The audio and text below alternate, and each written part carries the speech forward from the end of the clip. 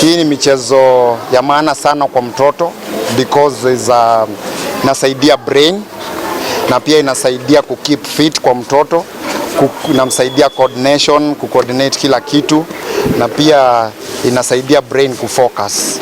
Na tunaomba Ministry of Education at least isupport na iweke kama sport ya maana kwa watoto.